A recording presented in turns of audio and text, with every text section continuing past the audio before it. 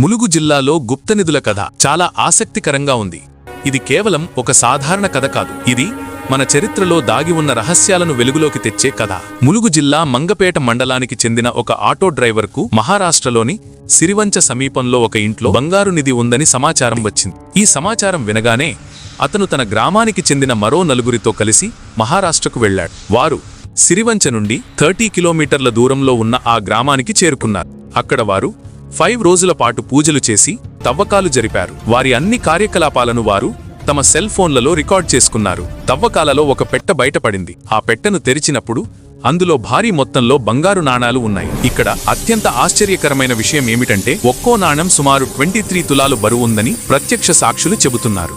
ఇది సాధారణ బంగారు నాణాల కంటే చాలా భారీ మొత్తం. సాధారణంగా మనం చూసే బంగారు నాణాలు కొన్ని గ్రాములు మాత్రమే ఉంటాయి. కానీ ఇవి 23 తులాలు అంటే దాదాపు 270 గ్రాములు. మహారాష్ట్ర నుండి ఈ గుప్తనిధితో వారి గ్రామానికి తిరిగి వచ్చిన తర్వాత వారిలో విభేదాలు మొదలయ్యాయి. బంగారు నాణాలున్న పెట్టపై ప్రతికూల శక్తి ఉందని భావించి దానిని మళ్లీ పాతిపెట్టి శాంతి పూజలు చేసిన తర్వాత పంచుకుందామని నిర్ణయించుకున్నారు.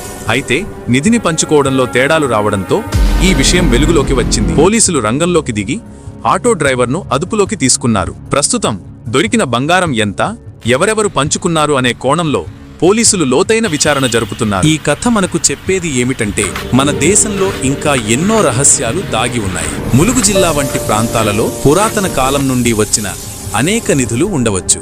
ఈ 23 తులాల బంగారు నాణేలు ఎవరివి, ఎప్పుడు దాచబడ్డాయి అనేది ఇంకా రహస్యంగా